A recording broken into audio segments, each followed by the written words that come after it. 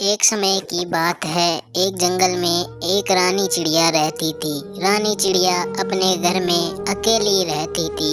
रानी चिड़िया बहुत गरीब थी और रानी चिड़िया को कोई काम भी नहीं मिल रहा था। अरे यार, मैं कितनी गरीब हूँ और मुझे कोई काम भी नहीं मिल रहा है। अब तो मुझे कोई ना कोई काम ढूंढना ही पड़ेगा। रानी चिड़िया दूसरे जंगल में जाकर काम ढूंढने के बारे में सोचती है। फिर अगले दिन रानी चिड़िया दूसरे जंगल में काम ढूंढने के लिए जाती है। फिर वहाँ पर रानी चिड़िया को एक बंटी कबूतर मिलता है। फिर रानी चिड़िया बंटी कबूतर से बोलती है, अरे सुनो, मुझे कोई काम नहीं मिल रहा है। मुझे काम की बहुत ज्यादा जरूरत है। क्या तुम्हारे पास मुझे कोई काम मिल जाएगा? अरे नहीं, मेरे पास तुम्हारे लिए कोई काम नहीं है। मैं तो खुद यहाँ काम ढूंढने के लिए आया था, लेकिन मुझे यहाँ कोई काम नहीं मिला। फिर रानी चिड़िया को बंटी कबूतर के पास भी कोई काम नहीं मिलता है। फिर रानी चिड़िया दूसरे जंगल में काम ढूंढने के लिए जाती है। वहाँ पर रानी चिड़िया को एक पैसों का पेड़ मिलता है। फिर रानी चिड़िया उस पैसों के पेड़ से बोलती है, अरे यार, तुम्हारे पास तो बहुत सारे पैसे हैं।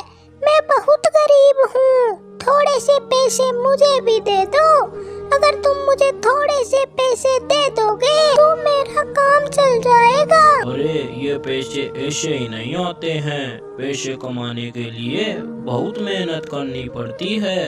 पैसे काम करने से मिलते हैं, बैठे बैठे नहीं मिलते।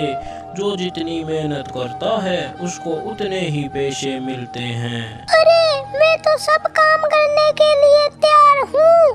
मैं दिन रात मेहनत करने के लिए तैयार हूँ, लेकिन क्या करूँ, मुझे कोई भी काम नहीं मिल रहा है। कोई भी मुझे काम नहीं दे रहा है।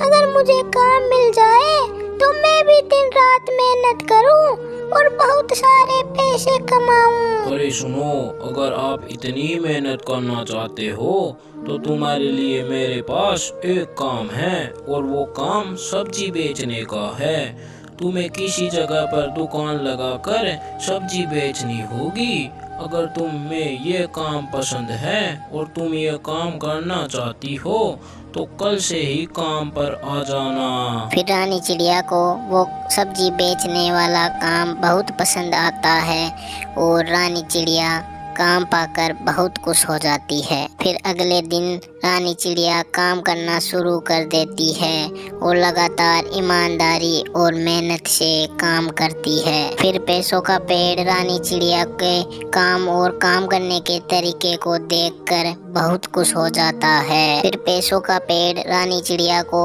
एक दिन अपने पास बुलाता है और रानी चिड़िया से बोलता है, अरे सुनो, मैंने तुम्हें देखा है कि तुम बहुत ईमानदारी और मेहनत से लगातार काम कर रही हो और आप बिल्कुल भी लालची नहीं हो।